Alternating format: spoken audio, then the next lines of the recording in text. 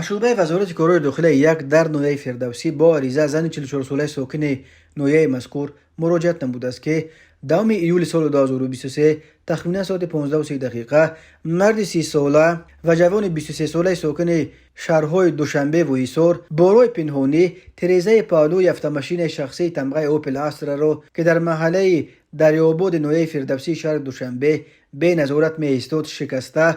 از داخلش یک عدد تلفن موبیلی تمغه ردمی 9 و یک عدد تلفن موبیلی تمغه سامسونگ G4 را دزدیده از جای حادثه غیب زدند. ضرر رسانده شده 2200 سومانی را تشکیل می‌دهد. اینچنین مرد 30 ساله با همراه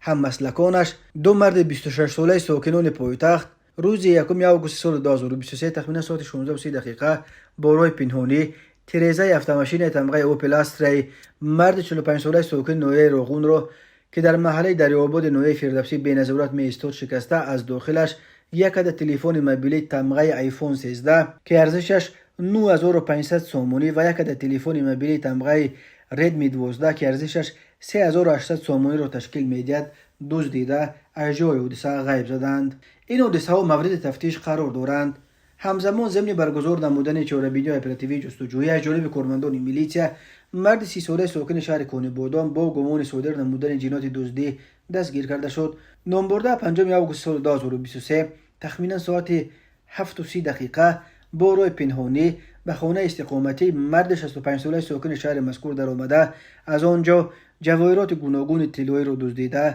از جای حادثه غیب زده است. ضرر رسانده شده 15000 سومانی را تشکیل می‌دهد. اوید به این حادثه پرونده جنایتی با ماده 244 قسم 2 کودکس جنایتی جمهوری تاجیکستان آغاز کرده شده تفتیشات ادامه دارد. ضمن برگزار نمودن چاره‌بینی‌های اپراتیوی جستجویی از جانب کارمندان میلیشیا، مرد 37 ساله ساکن شهر ایسار همچون گمانبر در صادر نمودن کردار قلابی دستگیر کرده شد. نامبرده 1 مارس سال 2023 با راه فریب به باوری مرد 32 ساله ساکن همین شهر در آمده از او автомاشین تمغه سوزوکی ویتا را به مهلت 2 ماه به مبلغ 85000 سومانی همچون قرض گرفته автомاشین مذکور را از قید برآورده به نام دیگر نفر گذرانیده است، اما به جبر دیده تا حال مبلغ автомاشین را نداده او را فریب داده گشته است. از روی حادثه های مذکور تفتیشات ادامه دارد.